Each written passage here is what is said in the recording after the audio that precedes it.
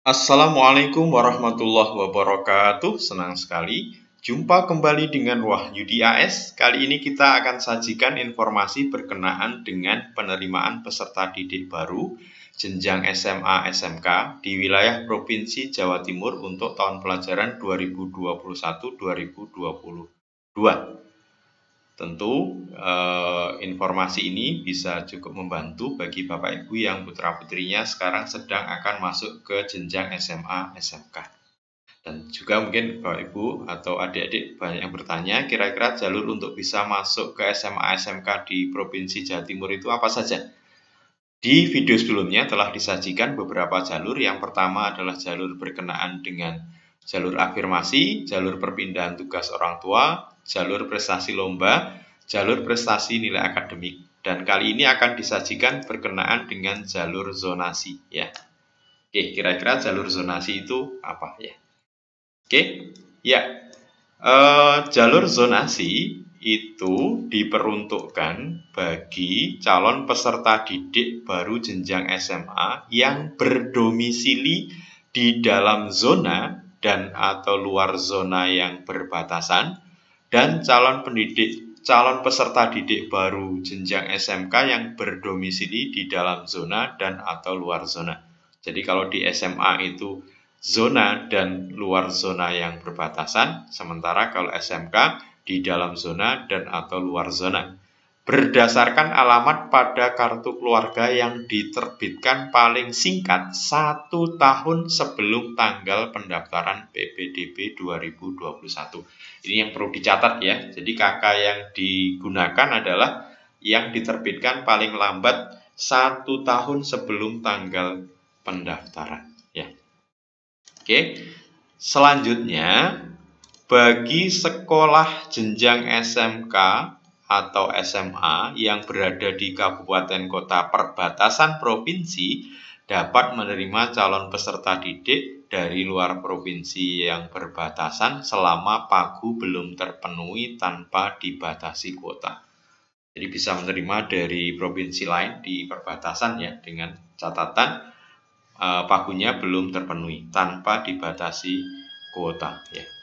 Kemudian kuota untuk jalur zonasi bagi jenjang SMA adalah 50% dan untuk jenjang SMK adalah 10% dari pagu sekolah. Jadi kuota jalur zonasi SMA itu 50%, zonasi SMK 10% ya.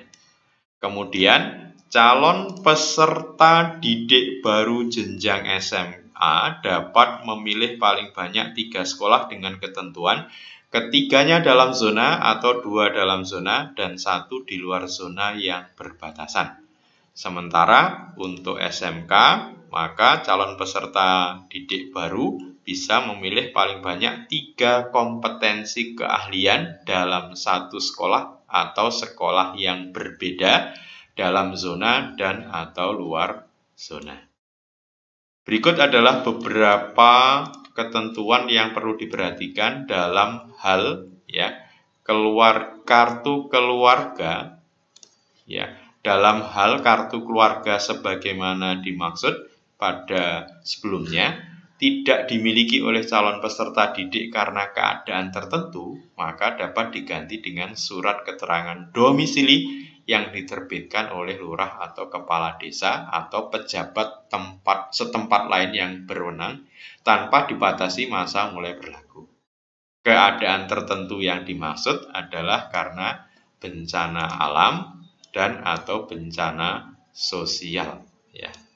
Tentu hal ini diatur di perundang-undangan ya. Jadi sekali lagi dalam keadaan tertentu kartu keluarga ya yang tidak dimiliki oleh calon peserta didik maka bisa menggunakan surat keterangan domisili yang diterbitkan oleh lurah atau kepala desa atau pejabat setempat lainnya yang berwenang tanpa dibatasi masa mulai berdomisili.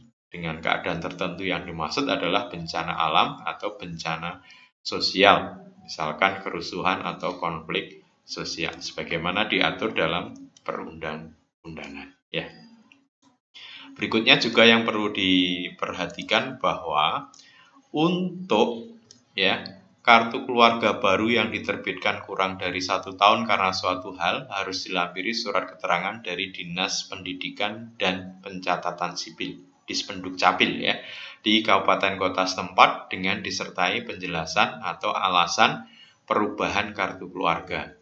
Sesuai dengan 1. Mungkin kartu keluarga baru karena penambahan atau pengurangan anggota keluarga lain, dengan penjelasan bahwa calon peserta didik baru telah masuk dalam KK paling singkat 1 tahun sebelum tanggal pendaftaran PPDB. Yang kedua, kartu keluarga baru karena pindah rumah, dengan penjelasan bahwa calon peserta didik baru adalah anak kandung. Ya. Kemudian yang terakhir adalah bagi calon peserta didik baru dari pondok pesantren, panti asuhan, panti sosial, mengikuti tempat kedudukan lembaga dibuktikan dengan surat keterangan dari lembaga. Nah, mudah-mudahan informasi ini cukup membantu. Jadi intinya pada jalur zonasi, maka peserta didik nanti paling tidak itu beralamat dalam kartu keluarga atau di KK itu KK-nya terbit paling singkat 1 tahun sebelum tanggal pendaftaran PPDB 2021. Kuota untuk SMA jalur zonasi 50%, untuk SMK 10%. Semoga informasi ini cukup bisa membantu ya, dan Bapak Ibu putra putrinya bisa diterima di SMA SMK yang diharapkan, dan sukses dalam mengenyam nanti di jenjang SMA dan SMK. Oke, terima kasih, sampai ketemu pada video berikutnya. Wassalamualaikum warahmatullahi wabarakatuh.